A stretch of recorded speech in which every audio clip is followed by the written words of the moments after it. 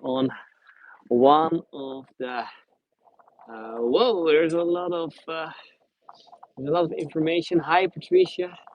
So if you're sending these kind of long messages, that is too much for me to do on a tour. So, and look at this. Look at the other side. How beautiful this is.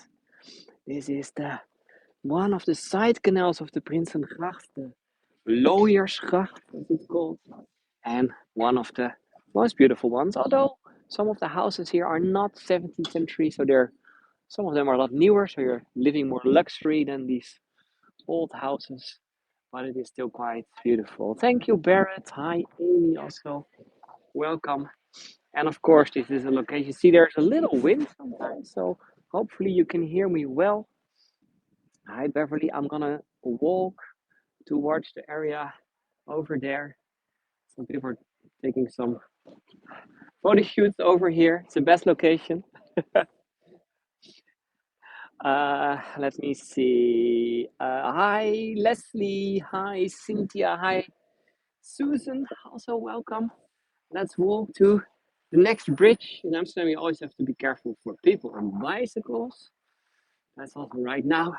I'm gonna walk to our starting location. You can see uh, the sun is already very low. It's the end of the day. It's getting a little cold already. It was, I think, during the day about 6, 7 degrees in the sun, and then at nighttime it's still freezing. So, but it is beautiful. These days are the most beautiful ones in wintertime if we have them. We don't have them uh, so many times, but if we have them, then everyone is going outside and enjoy the weather. Hi, Janice. Hi, Howard. If the sound is gone, yeah, I can tell you how to fix that, but you don't hear me. So maybe some of you can. Hi, Andrea. Some of you can maybe tell in the chat what to do if your sound is not working anymore. And look at this. Look how beautiful it is over here. Hi, Nina. Welcome. Also welcome in Amsterdam. Look how beautiful. Today it is a little sad tour, but in a beautiful Amsterdam. I'm going to the other side so you can see where I'm standing right now on one of the bridges of Amsterdam with a lot of bicycles parked everywhere. Uh, hi, Dawn. Hi, Terry.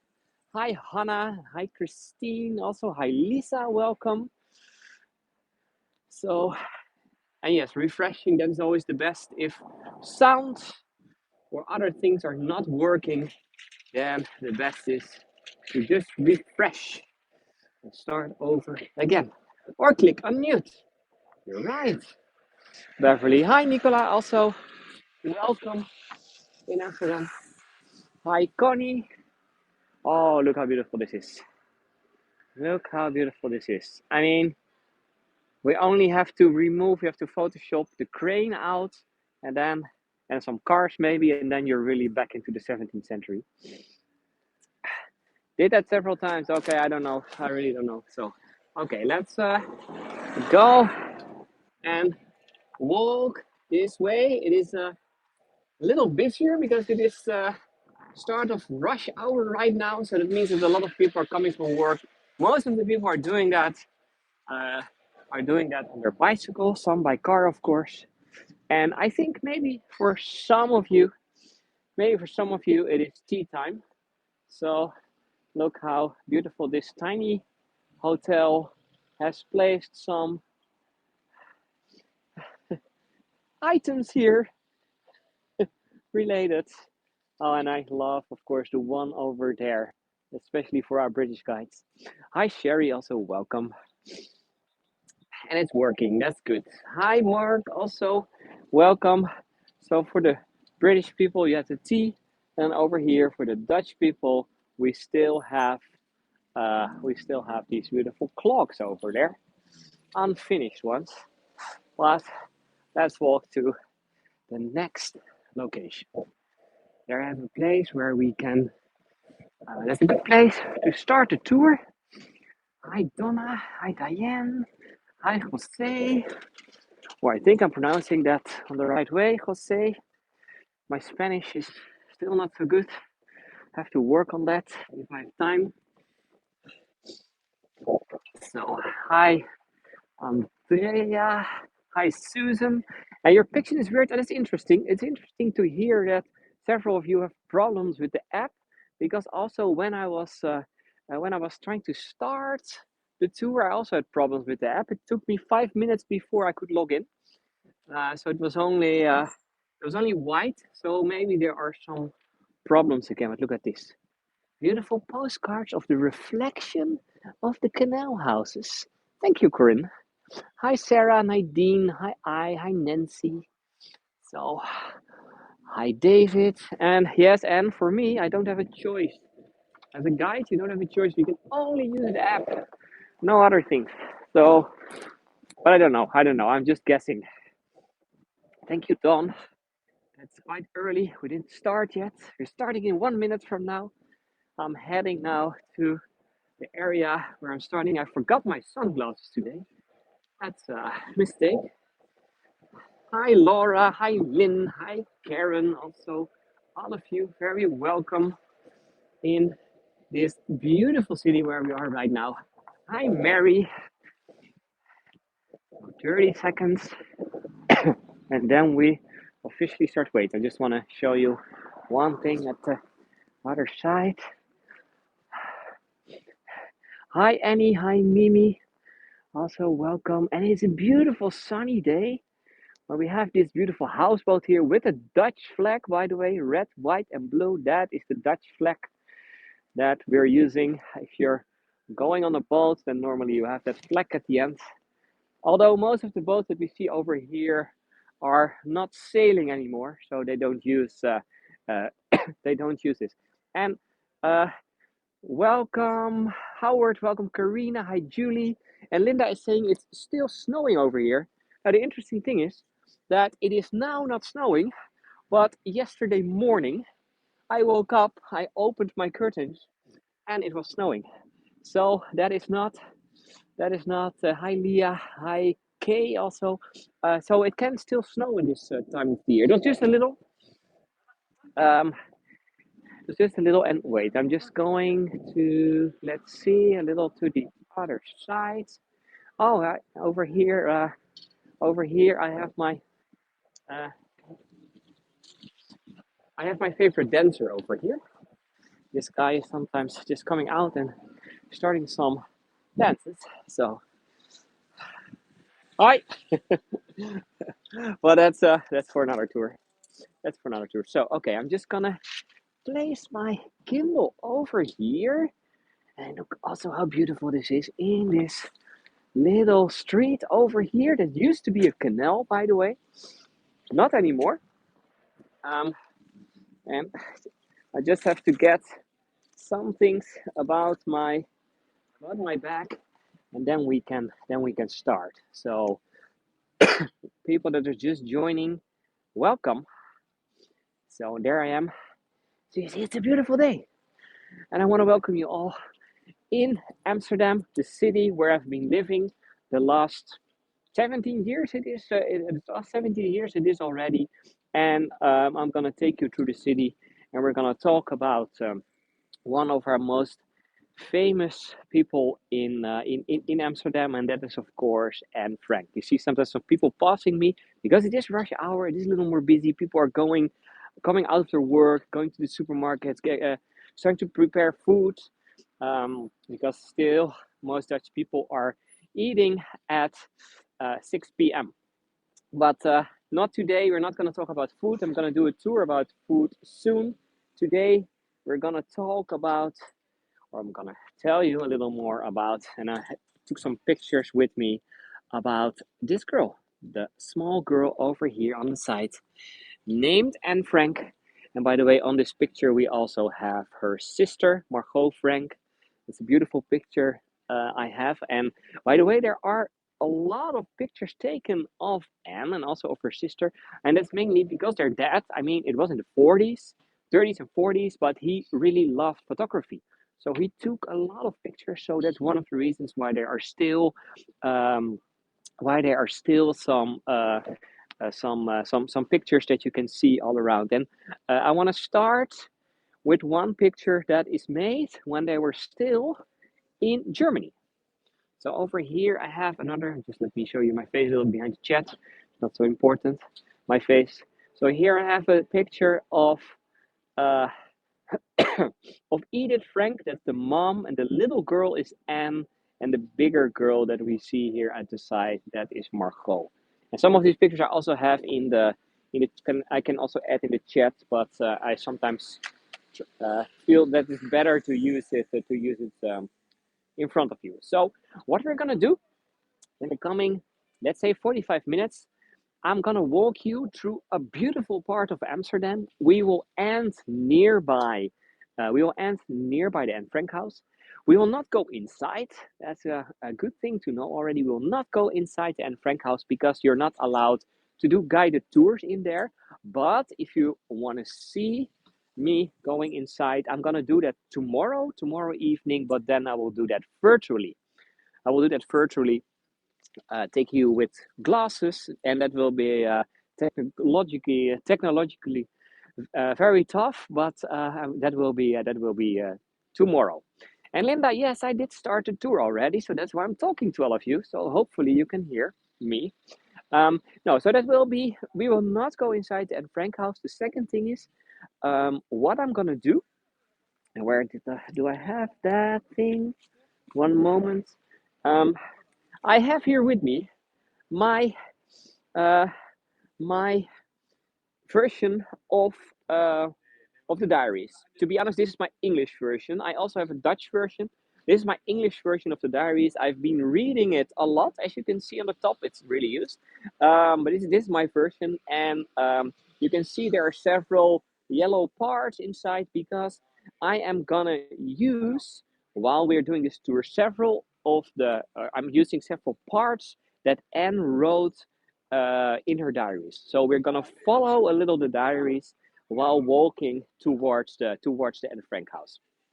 So that will be today, and um, okay, I am ready for this. Let me see. I have some pictures with me. There was one that I wanted to have. So, uh, and Jan, I know that this book is being banned. It is really, I'm feeling it's really a disgrace, isn't it? That it is banned in some parts of the world right now. But okay, that is an and yeah, I can really recommend you to read it again. I did read it myself for the first time when I was 13 years old, so the same age as when Anne started writing. And very recently, I did read it two more times, or even three more times, I think. Of course, to get into the story, again. And then when you're rereading it as an adult, then I realized how mature Anne was when she was writing this. I mean, when I was 13 years old, I was still a kid. And Anne, when she was 13 years old, she was already almost an adult. And the way of writing, what she was writing, and later on some uh, we will later have some quotes or some parts that I'm telling you, and then you will also hear that. So I'm just gonna change the screen. And yes, definitely they banned the book in some states now in the U.S. Don't ask me exactly why. Um, but yeah, there is just not. It's not, by the way, the only book. I'm gonna change the screen, and then we're gonna start the tour while we are here in Amsterdam. And of course, I have visited her home several times. But I visited several times, but it is also quite busy to take everyone with you. We are here, by the way, on a tiny square in the heart of the Jordaan area, famous folk neighborhood in in Amsterdam, where a lot of the folk music is coming from. So we see over here some statues of the famous Dutch singers. They're only singing in Dutch about the hard life of living in this area. But okay, I'm going to start talking about Anne, a little about some history, and we have to go back. We have to go back for this tour first to the 20s. and to be precise, to the end of the 20s. And at the end of the 20s, in 1929, there was something happening that most probably most of you have been hearing about. So, if I'm saying 1929, what is the first thing that you're then thinking of? And sorry, it is a little windy sometimes in some corners. So it is cold. Let's go to the other side. Uh, Now, what happened in 1929 was the start of the Great Depression. The start of the Great Depression. The stock market in New York fell, and it was the start of a worldwide crisis. Sorry, worldwide crisis that was not only going through the U.S. but also came in, also of course came in Europe. And one of the cities that was hit it the most hard was a city. Sorry, one of the most countries that was hit it very hard was the city of Germany. City, sorry, the country of Germany. So I don't know why there's a city in my head. The country of Germany. So, and not only were a lot of people losing their jobs, also they had an extremely high inflation. I know these years some people are complaining, even more this year. Some people will come complaining about the high inflation, the very high inflation. In the Netherlands, it was, I think, this year 10%, but that is nothing compared to the inflation that was in Germany at the time. That inflation was literally that if you had today $1, that you had the bread that you were buying for $1 today, the next day it was not 110, no, it was $2 or $3. And a day later it was $8. And a week later it was $50. And another week later it was $200. And so on and so on and so on. And yes, it's also a gorgeous image. We are walking through one of the most beautiful parts of Amsterdam in the meantime. A lot of people on the bikes, as you can see, main form of transportation. Um, no, but the inflation in Germany was really crazy. And I found here, look at this. I have here a billion of, in total, look at the numbers. 500,000 mark. I think I don't have to show this too many times to people because now you're thinking that I'm very rich. But this 500,000 was the result of the hyperinflation that there was in Germany. So you can imagine people were really unhappy, and they were revolting. There were several new, more populist parties starting, um, and 1929 was also the moment that Hitler started with his party, with his political party. And later on, of course, he came to power. But that's from 1933 on. But 1929 was also the year that Anne Frank was born. She was born in Germany, so she was not born in Amsterdam, not in the Netherlands, no, in Germany, and to be precise, in the city of Frankfurt. And Frankfurt is not so far away from the Dutch border. And she was the second kid of Edith and Otto Frank, and they were. Let me see. Do I have a picture of that? No. So it's. Oh yeah, I have a picture of where you can see that Anne was just born. I now place it in the chat. So here you can see Anne was just born. Her sister Margot, about 3 years older, was looking at her. A very cute picture. So, born in 1929, and of course, there was at that moment already in Germany, because of the situation, there was literally a rise of anti Semitism. Lots more anti Semitism. Because what was Hitler doing? Hitler and his Nazi party that he just started, they were saying, like, okay, all these bad things that are happening in Germany and this crisis, what is the reason for this crisis? It is all related, or that's what they were saying, it's all related to the Jewish population. So they started to talk more and they started to blame more and more the Jewish population for this. So what happened? The family Frank, and to be precise, mainly Otto Frank, he thought, okay, the situation here in Germany is starting to change. Maybe it's a good moment to go somewhere else. And not only Otto, but in the end, the whole family Frank decided in 1933 to move to the Netherlands, to move to Amsterdam, to be precise. And why were they moving to Amsterdam? Uh, that was because the city of Amsterdam was already, for a very long time, quite famous as a very liberal and open place. In that aspect, nothing changed, but also a place where everyone was welcome. So Jews were welcome over here already for generations and generations, going back to the 16th century when the first Jews came to Amsterdam. So what happened that the family Frank, and not only the family Frank, also a lot of other people, they were um, they were moving to Amsterdam, started a new life over here. So, and it was the same for the Frank family.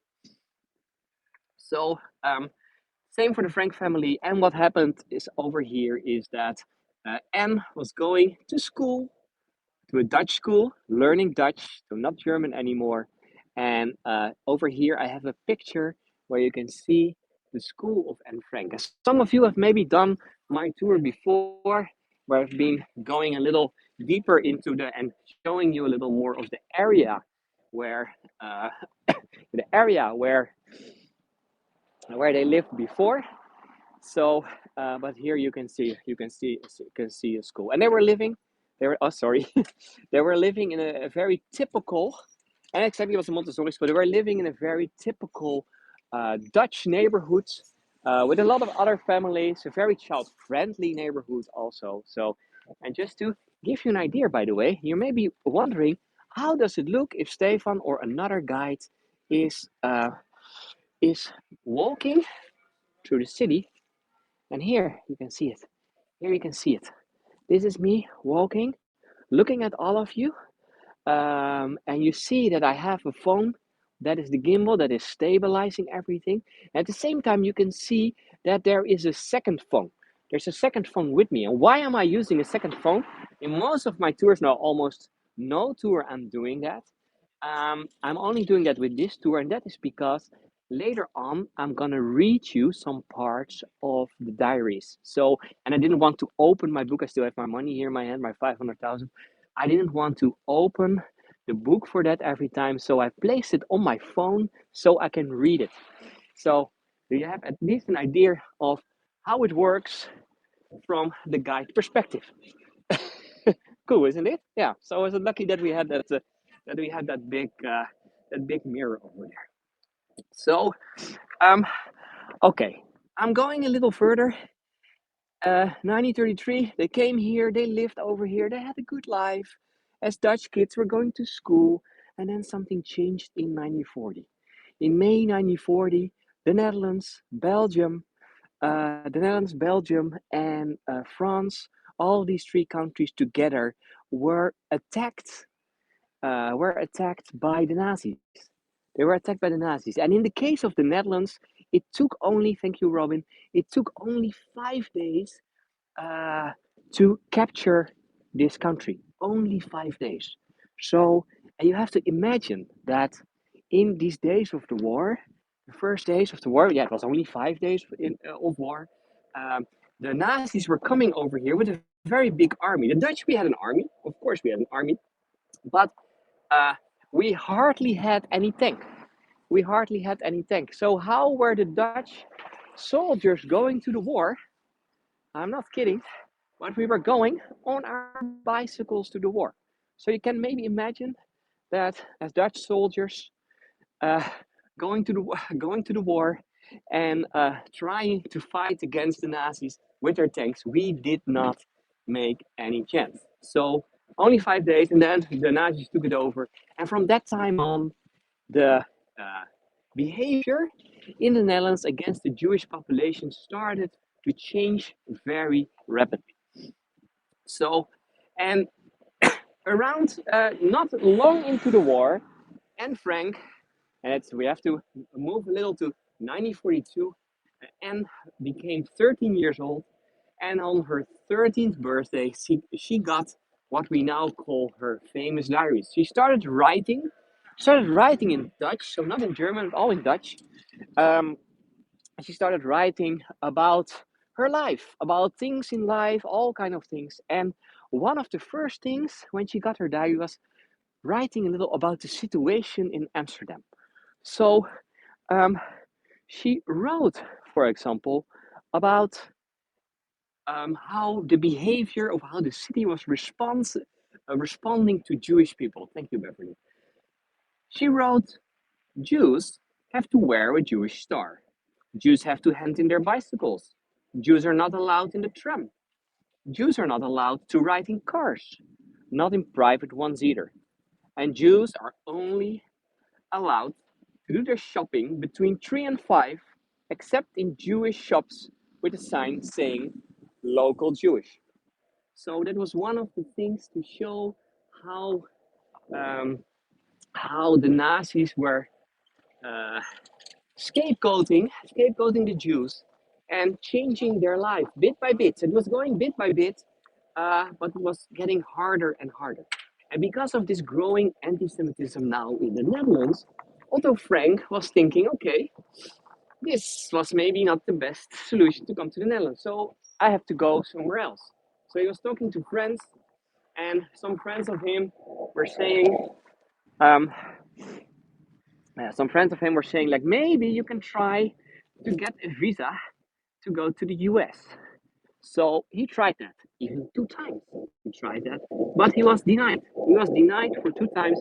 And by the way, not only Otto Frank, also a lot of the other Jews that tried to get the visa into the US were denied because the US government at that time, I'm not talking about the years 1940, 1941, 1942, they were not wanting more Jews to come to the US.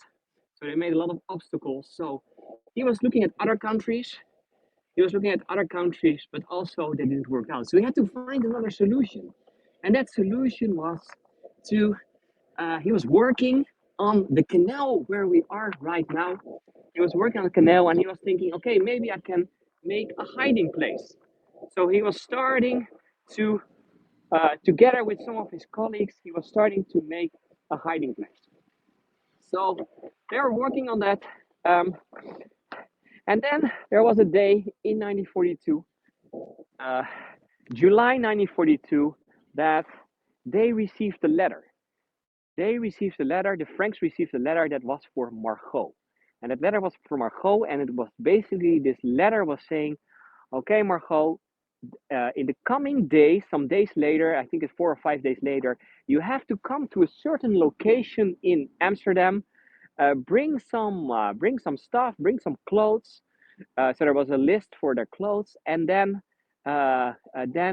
we will bring you to Germany to work for the Nazis. And you have to imagine that Margot at that moment was 16 years old.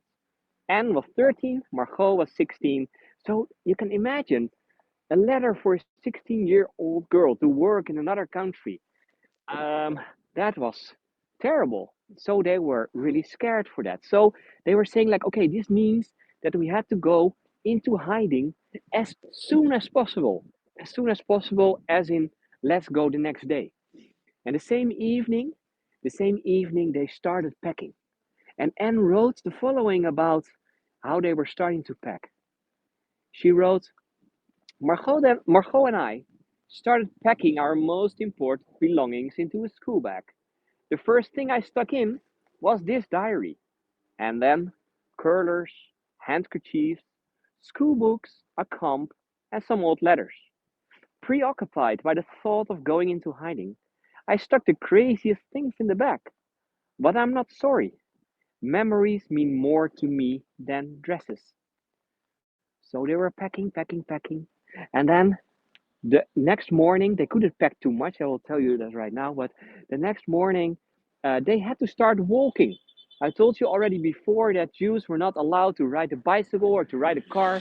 So the only way was just walking all the way from their house in Amsterdam South, all the way to the hiding place. And that's a walk from about an hour in total. So 15 minutes to an hour. So early in the morning, they started walking in July 1942. And she wrote about this again. And she wrote, fortunately, it wasn't as hot as Sunday. A warm rain fell throughout the day. The four of us were wrapped in so many layers of clothes, it looked as if we were going off to spend the night in a refrigerator. And all of that just so we could take more clothes with us. No Jew in our situation would dare leave the house with a suitcase full of clothes. So you can maybe imagine that they were wearing so many layers because if they would bring, for example, a big suitcase, then of course Nazis they were maybe walking here in the street and they would recognizing them. So they had to walk. They had to walk all the way. And Anne wrote a little further.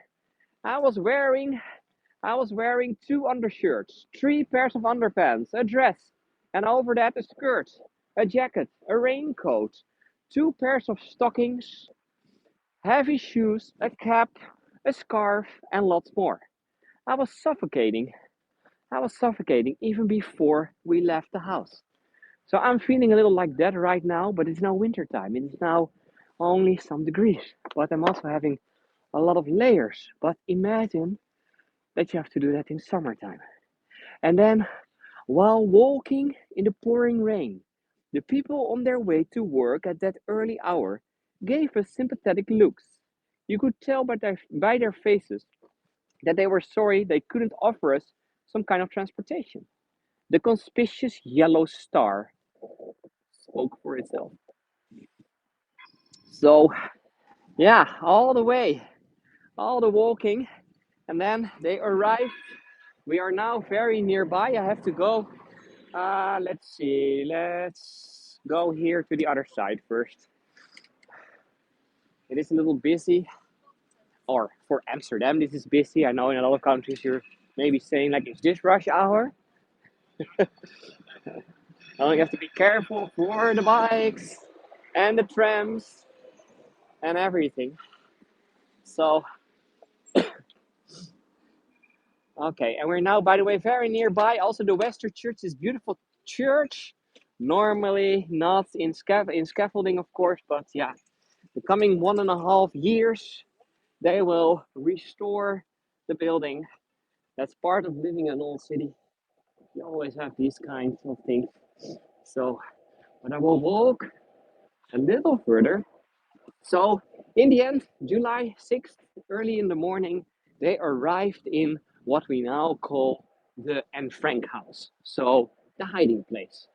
And you have to imagine, thank you, Lynn, you have to imagine that the hiding place was just finished, it was almost finished. So, and it was placed there, and they were hiding there for over 2 years. Over 2 years, and it was not only the Frank family, it was not only the Frank family, there were also four other people that were also hiding over there. So 8 people, and just to give you an idea, these eight people were living on a space of in total 42 square meters. So 8 people, 42 square meters, or in feet, that's about 450 square feet only. And then for 2 years. And we're, of course, most of us, or all of us, are now coming out of a situation where we had COVID in the last year. So a lot of people had to stay home in their house. A little situation like that, but then on only a very small place with 8 people, four of them they didn't even know before. So you can imagine how tense the situation was sometimes. So, and we're now coming nearby. I'm just going to the other side of the street. There's a good space over here. Uh, here at the other side, see the big building at the right, or a little in the middle now. That is the actual museum right now. Then there is a second house at the right, a smaller, typical canal house.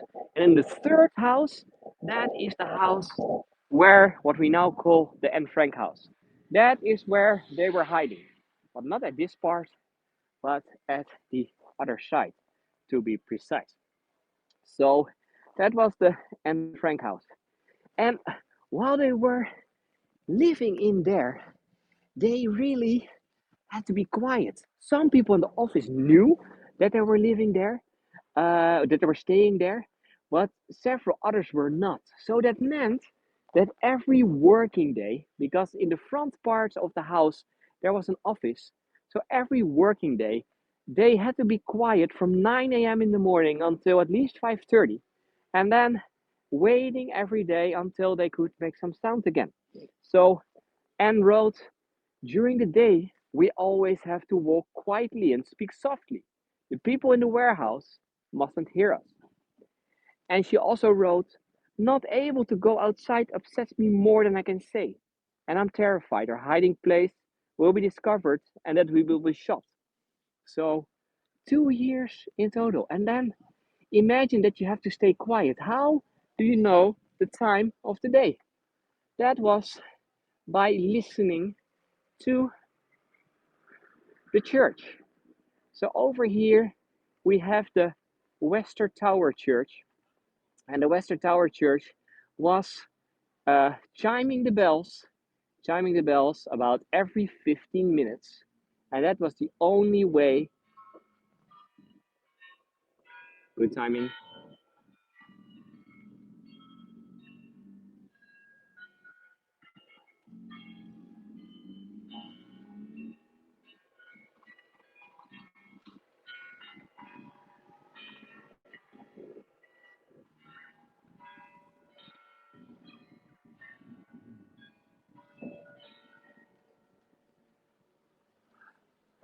Yeah, this was a perfect timing, and it's not working all the time like that. That I have such a good timing because it's never exactly at the same time.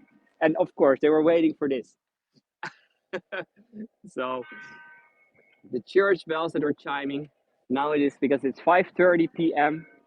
at this moment. I think it's not going well. It looks like it thinks it's 6 o'clock already. I don't know. Um, so no, but you can imagine at the moment that they were staying inside the house, where we see there at the other side, that they were um, that they had to wait. They had to wait every time. So until they heard the clocks, like what you heard right now, 6 times, and then they knew, okay, the office is empty. We can start making sounds again. And also imagine that most of the blinds in the house, they were staying in the back part, and I can of course zoom a little into the house. You see some people will also go to the front over there, by the way. Um, and yeah, the one here in the middle, sorry, my it's now zoomed in. The one in the middle, that is the Anne Frank house. So a very typical Amsterdam canal house, as we have a lot of them. Um, and the scaffolding is down, that is for sure. And let me see if I have that with me. I also have a picture where you can see it from the side. So you see over here, we're now in the picture that I'm showing in the chat, the left side, that is the front part. Then we have a first house. The first house, that was the house where the office was, where the office of Otto Frank was. And then they built a second house, and that second house was already built, by the way, in the 18th century, already a long time before. And in that second house, that was the area where they were hiding on the second, third, and a little the fourth level of this. Yeah, the second, third, and the fourth level. That was where they were staying. So, and then they had to go inside the house through the famous bookcase, and the famous bookcase. And if you want to see that, then you really have to join me tomorrow, because tomorrow I'm gonna take you virtually, if the app is working. You never know, but I'm gonna take you virtually through the bookcase into the house, into the different rooms, into the 42 square meters of the Anne Frank house. So thank you, Sarai, by the way, for sharing. I'm just going to the bridge over here, um, because you can also imagine that this church was very important for the Frank family. That's also what Otto Frank told people because he was the one who survived. After the war, he told how important that was. And also, M wrote several times, about the church bells. So, for example, in July 1942, shortly after they arrived, um, so shortly after they arrived, she wrote, "Father, Mother, and Margot still can't get used to the chiming of the Western Tower clock, which tells us the time every quarter of an hour. Not me. I liked it from the start. It sounds so reassuring, especially at night." And you can maybe imagine this. If you're living over here, you still hear the same sound. And look how beautiful it is. It's unbelievable, the weather today. I'm almost thinking like I should show you how beautiful Amsterdam is, like these little side streets, but okay, I have another story to tell. And then in 1943, in 1943, she wrote again at the end of 1943 about the Western Tower. She's writing, "We've all been a little confused this past week because our dearly beloved Western Tower bells have been carted off to be melted down for the war. So we have no idea of the exact time, either night or day. I still have hopes that they'll come up with a substitute made of tin or copper, or such something, to remind the neighborhood of the clock." So, and the interesting thing is that yes, the Nazis removed the clocks out of the Western Church to use it in the war, but in the end, that was the plan. But in the end, they didn't use it. So after the war, they placed back the same clocks. So what we're hearing right now is still the same bells that the Frank family were also hearing when they were living here. So, and by the way, these bells are already from the 17th century. Imagine that since the 17th century, generations and generations of Amsterdammers have been woken up by these bells already. So, and yeah, I saw a question about how did they get food when they were in hiding. That's a good question. Now, there were in the office of Otto Frank, there were 5 people that knew that they were into hiding. And these 5 employees of him, they were helping them to get food, but not only that, but also to get, for example, new clothes. And for example, Anne really loved to read. So in the times that they had to wait, when they could not make any sound, then the only thing almost you could do was writing or reading. And that is what Anne did. That is what Anne did a lot. And in the meantime, I also just want to show you here at the other side. Look how beautiful Amsterdam is. This is just, we're now just in front of the Anne Frank house. And this is especially for Catherine, who's just joining, because I know that she loves to paint. Now look at this, what I got for you over here. The beautiful sunset over the water with the little church there at the end. You can see the tower. Yeah, the sunset is beautiful, isn't it? But I was not here to do this. It was the plan to show you the other side. Because I'm now standing here in front. From the other side, it looked like it was black painted, but it's dark green painted. But over here, this is, sorry, it doesn't fit in my screen, but this is the front part of what we call the Anne Frank house, the hiding place of the Frank family. Prinsengracht number 263, as you can see, and there is nowadays a small plaque saying Anne Frank Huis. That is the Dutch, huis is the Dutch word for, and even sideways it will not fit. I can try, but I think it will not fit. Let me try. Yeah, almost, almost.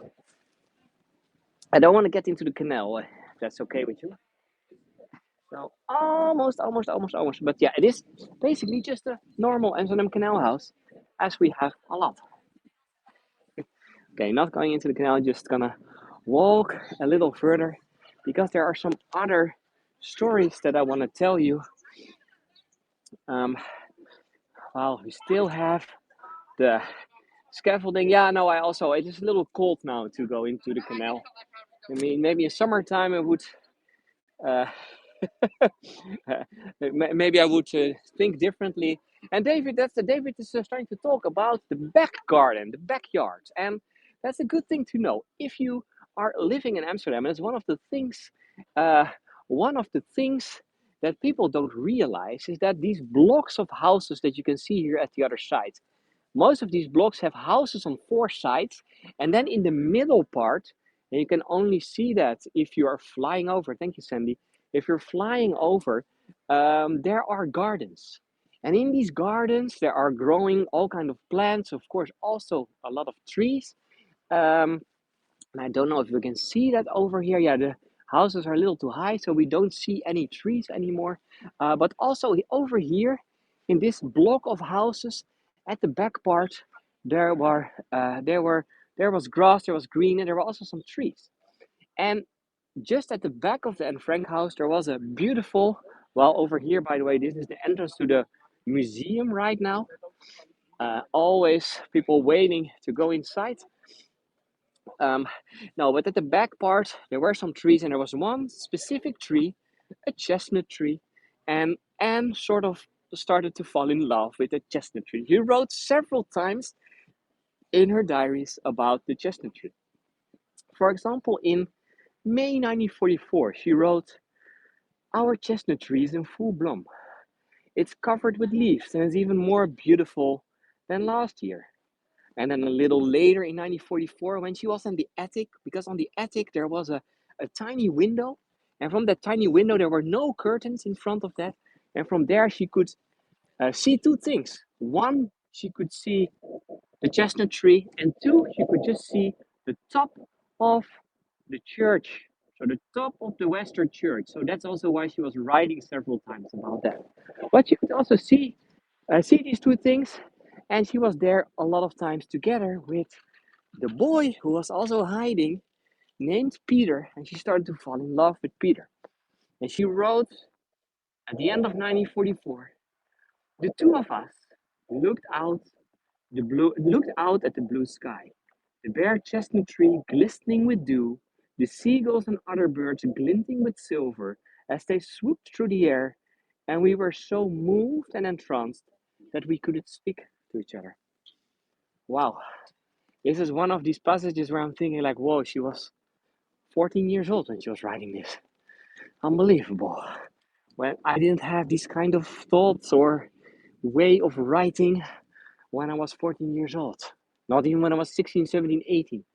Yeah, she had to grow up fast, that's true. But of course, she could also express herself in an unbelievable, beautiful way, I think. So, this tree was there for a long time. It became the famous Anne Frank tree. But then in 2005, we found out that the tree was not in very good condition anymore. And how that works in the Netherlands, we have people working in the government taking care of the trees, taking care also of the health of the trees. And the government said, okay, this tree, we have to remove it. We have to remove it because it's getting dangerous. It has a disease, uh, like the tree, by the way, that is laying over here. It's a sad Christmas tree, a little late if you just have your Christmas tree out of your house at the end of February, but something like that. So um, they were thinking about removing it. They were thinking about removing it, but then this came in the news, and a lot of people were saying, no, no, no, no, that should not be done. So they were starting a crowdfunding campaign to make, and they collected a lot of money. And this money was collected in the end to restore, to make sure that the tree could stay a little longer. And look how beautiful this is. It almost looks like in this shot as if the street lights are on, but it's just the sun behind the lamp over there. As you can see, now it's gone. So no, so they found that they collected enough money to make a whole structure around the tree to make sure that the tree could stay maybe a little longer. Oh, this the other lamp is also turning on, as you can see. No, okay, no more time for playing, Stefan. Um, so, and then in 2007, so 2 years after all of this, there was a neighbor, and that neighbor was living just at the other side of the Anne Frank house, and he thought like, okay, this tree is dying, and all these chestnuts are falling in my garden. So what he did is he started collecting the chestnuts. He started collecting the chestnuts, and he thought like, oh, I can make money with this. So he placed it on eBay and started selling the Anne Frank chestnut trees. And this came in the news again, and a lot of people were very, very, very angry in the Netherlands about this. And you cannot make money out of the dying tree of Anne Frank. So, uh, in the end, he said on, I think it was on public news even, in a television program, he said like, okay, I'm gonna stop with this. He donated the money that he made to the Anne Frank Foundation together with the lost chestnuts, and the Anne Frank Foundation thought like, oh, this is not a bad idea to do that. So they started collecting themselves all the chestnuts. They started collecting the chestnuts, and what they did is they were growing new chestnut trees, and all these new trees are now divided all over the world. We have several in Amsterdam, but also most of the Jewish and Holocaust museums, and also almost every Anne Frank school you have worldwide, have their own Anne Frank chestnut tree. So wonderful, really wonderful way, I think, of remembering this beautiful tree of Anne. Yeah, so there's a tree in the White House, the garden of the White House. There's a tree in Berlin. There's one in Israel, or several in Israel. So almost every Holocaust or Jewish museum has one, and also the Anne Frank schools. So wonderful idea. So uh, but we're not completely ready with the tree yet. In 2010, now 13 years ago, the name of the church, by the way, is the Wester Church, the Westerkerk in Dutch. No, but then in 2010, there was a big storm. The tree fell down. The tree fell down, and it had a the tree fell down, and they removed it in the end. They removed the tree, so only the little part, the under part of the tree, is still there. And then, as is going all the time, if there is something related to Anne Frank, it's coming in the news immediately, even more here in the Netherlands. But I think, did I bring that picture? Oh yeah, over here you see a picture of the tree that it was completely broken. So, okay, no tree anymore. They removed it. But then I have another picture of now 2 years ago. You see the stump of the tree. You see the stump of the tree of Anne Frank, and next to it, if you're looking very carefully, there's a tiny little chestnut tree growing again. How beautiful is this? That the big tree got removed, died, and there's now a tiny new tree growing. It's unbelievably how beautiful that is. So, uh, that was a longer story about the tree. We're now very nearby. I was walking around this beautiful church already the whole time, and next to the church there is a tiny, statue of Anne Frank to remind her, but not only that, but also because the Western Church was so important for her. So we see over here this beautiful statue with Anne Frank, 1929 till 1945, because after 2 years in hiding at the end of 1944, they were, I'm just going to show you my face now for a moment. They were arrested. They were arrested. They were arrested. All 8 people brought to a prison nearby, and soon after that, all 8 that were in hiding were brought first to the northern part of the Netherlands, to a camp named Westerbork. I've been doing a tour there recently. And after that, they were spread out over several concentration camps in Germany and in Poland. So and that was for the whole family. And from the eight people uh, that were arrested, only one survived, and that only one, that was Otto Frank. Thank you, Natalie. That was Otto Frank. He came back after the war as the only survivor. At the moment that he came back in Amsterdam, he didn't know yet that um, that his family did not survive. So he didn't know yet. So every day he started living in the city center of Amsterdam, and every morning he was walking towards Amsterdam Central Station. Thank you, Karen.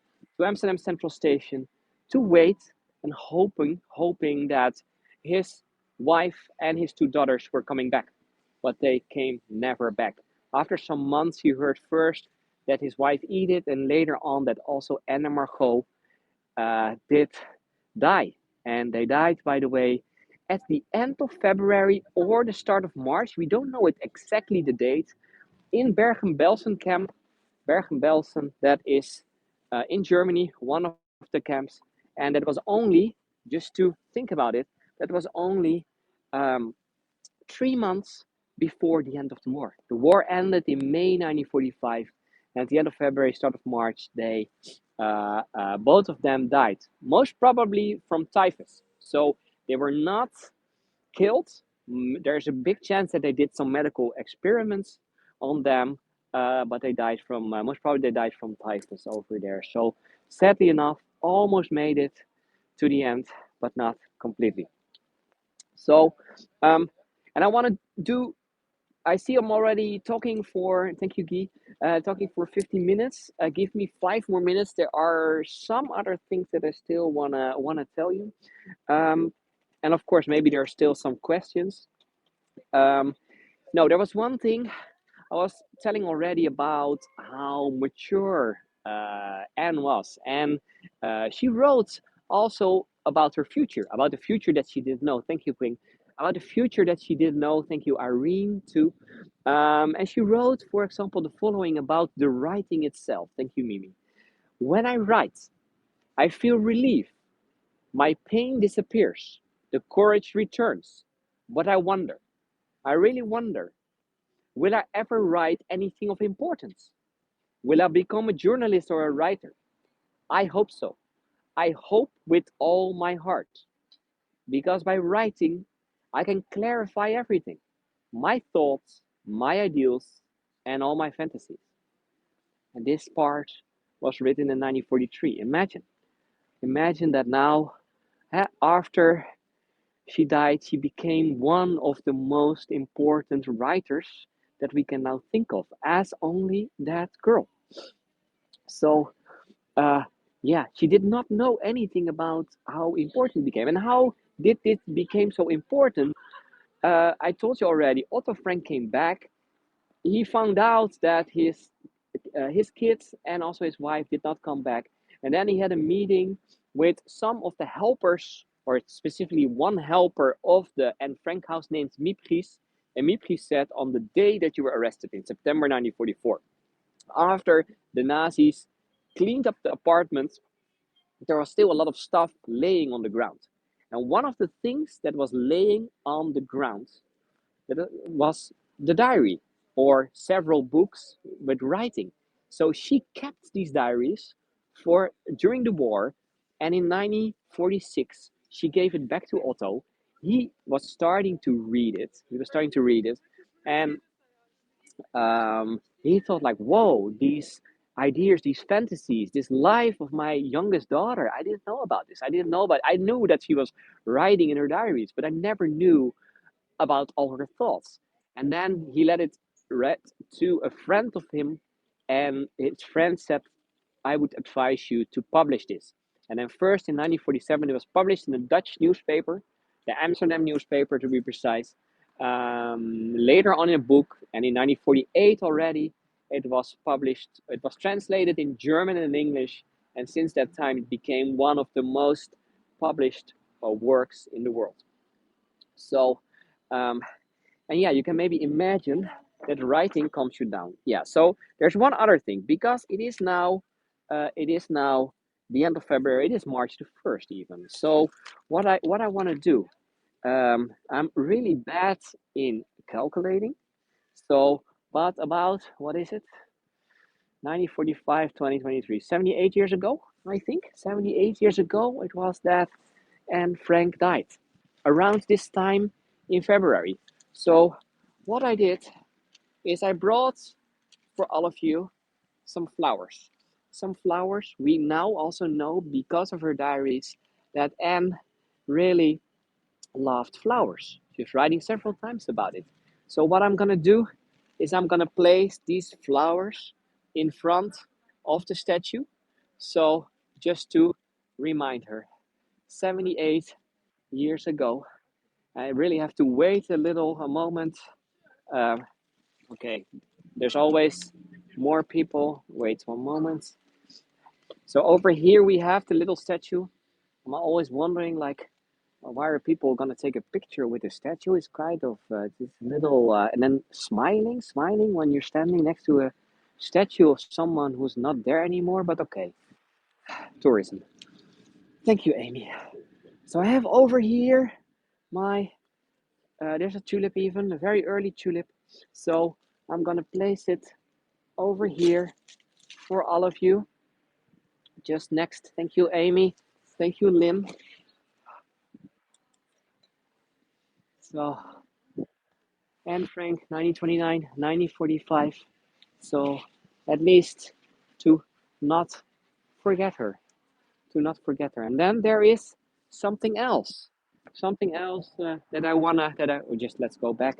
Something else that I wanna tell you before I'm ending this tour and before there's still some time for some questions. So, because there's one sentence in the diaries that I was reading it. I think the first time I read it, I didn't even realize. Thank you, Dolores.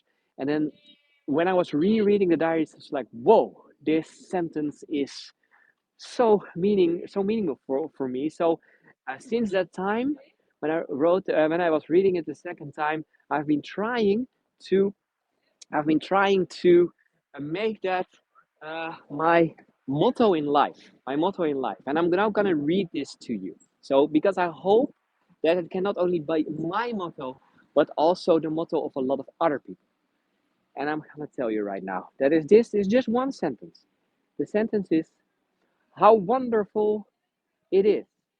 How wonderful it is that nobody need wait a single moment before starting to improve the world. I'm doing it again. How wonderful it is that nobody need wait a single moment before starting to improve the world. Imagine she was writing this while she was in hiding, seeing all the terrors outside, and still she was thinking about how can I improve the world. And that's for me one of the things that I'm trying to do by giving these tours, but not only by giving these tours, because I think that with little things, with speaking out against terrible things that are happening, that we can make a difference, that can make a difference. And what I am doing and what I've been doing even before I was starting to do virtual tours, I did already tours around Anne Frank. So this was also one of my first ones on Hago 2 years ago. um, so what I'm doing is part of the tips that I'm receiving. So I'm doing that every year. Parts of the tips that I'm receiving are going to the Anne Frank Foundation. And that is because the Anne Frank Foundation is doing so many good things with the money they're receiving. The money they're receiving also from selling the books, they're selling the diaries. Also by visiting the house, of course, because the Anne Frank House, or the Anne Frank Foundation to be precise, has worldwide programs to fight anti-Semitism, to fight discrimination, to fight racism, all these kind of things. And I mean, we can see in the world right now how necessary that still is. Thank you, Leslie, and thank you, Terry. And I really think that that fight is not over, and every day we have to keep on trying to improve the world because there's still so much terror, still so much anti-Semitism, racism, discrimination, name it. And I think only if we are working together, we we can, in the end, uh, win from these kind of really bad thoughts. So that was the last part. And Catherine, thank you for saying that you want to use this quote. That really makes me smile, uh, and my heart burn in the same time, or cry a little. Um, Thank you, Joanne. Thank you, David, also for the tips. That's highly appreciated. I will soon place on my Facebook group how much about last year was sent to the Anne Frank House. I still have to calculate it because it's a percentage that's going to the Anne Frank Foundation. Last year it was several hundreds of dollars, and then they were calling me like, "Oh, who are you? Why did you donate or something?" I said, "Like, yeah, that's by doing these tours." So they were also really thankful for that. So, Robin, I love to hear that you're coming to Amsterdam in a few weeks to see this. One advice: make sure that you have tickets in time because there are not a lot of tickets. So you have to be here in time because otherwise it is too late. So, um, if there are some more questions, good to hear, Robin. If there are some more questions, then please let me know because I still have 5 to 10 minutes, and I'm still in this beautiful, beautiful area. Um, and Liz is saying, "I missed this tour. Can you watch it again?" Yeah, I'm doing this tour about every 2 to 3 months, something like that. So just keep an eye on my channel and the church bells again, and then you can see when I will do this tour again. So, but yeah, you can maybe imagine also for me, it's not the most easiest tour. So I'm deciding that I don't want to do it every week or too many times. So, um, and Elsie is asking, I saw somewhere that the Nazis had a base across the street from the bookstore. Is that true? Not from the bookstore. Wait, I can show you. I can show you. Wait, one moment. Uh, I'm gonna show you. I'm gonna walk there. So I have this question in mind, and then in the meantime, I'm gonna answer another question. So because Diane is asking, how many Jewish people lived there before the war? Before the war, there were about 80,000 Jewish people living in Amsterdam, and from these 80,000, over 60,000, 62,000 to be precise, did not survive. So it was really a lot, the majority, about 80% of the Jewish population in Amsterdam did not survive the Holocaust. So, and the story of Anne Frank is just one of the thousands of stories that we can tell. So, and Donna, how can we find you on Facebook? I think someone will maybe place the link of my Facebook group soon. So, uh, okay, and someone was asking, there was a place of the Nazis. Yeah, you see this building over here? Several levels. This building was over here, and at the top levels, there were offices of the SS and the military police of the Nazis. They were literally looking at the back, uh, from the back windows, they could just see the back part of the Anne Frank house. So imagine how nearby the Nazis were. So they were living under their eyes, literally living under their eyes. But they never knew. They never knew. Thank you, Christine, by the way. Um, and Debbie, yeah, that is another. Okay, let me wait one moment. Uh, this is just in the last days. I've been doing several tours. Started last Saturday about the Jewish history. Yesterday about the early. Yesterday no, on Monday about the early life. Today about the last walk and everything that happened.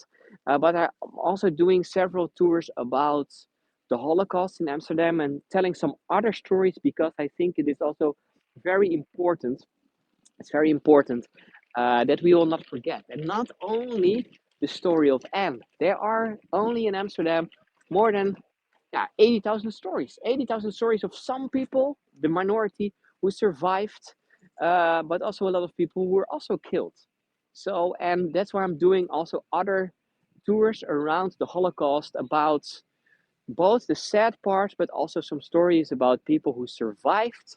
We were in other hiding in the zoo. We were brought away as kids and everything. So that's another tour, but it's too much to all of that to do in one tour. So that's why I divided it in. I think I have 7 or 8 different ones around this theme only in Amsterdam. So and yeah, the zoo story is one of the amazing stories.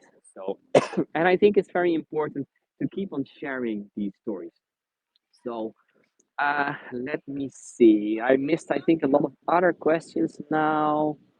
Thank you for showing. Yeah, you can still open the postcards in the chat and then take a postcard of it. But also, I mean, if you're, for example, googling on pictures at Frank, then you can also find a lot of them. So, and what I said already to start, Otto Frank really made a lot of beautiful pictures of his daughters. So that's where you can find it. Let me see.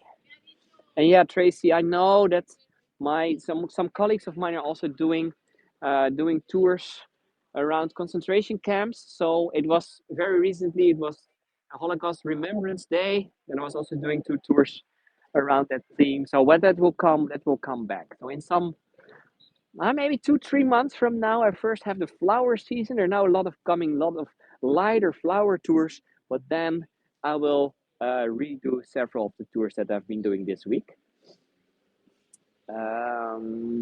Let me see. Uh, and several of you are saying that you're reading the book. Yeah, and it's really good to reread. Thank you, AJ. Marianne, you're very welcome. I don't know if this, yeah, I'm doing tours like this, very serious one. I also have a lot of lighter tours, all kind of things in the Netherlands and in Belgium, also in Amsterdam. So I would be lovely to see you again on another tour. So, and Beverly, met an Auschwitz survivor. I also met them. Sadly enough, there are almost nobody anymore, of course, now still alive. Uh, okay, for my thank you, Terry, for my reading list. That's already too long. So, so no, but thank you again for joining. I think I answered several of the questions, and otherwise there will be more tours coming about the Jewish history, about the Holocaust, about also a lot of more light topics. So I hope to see some of you again, and hope in another tour. Maybe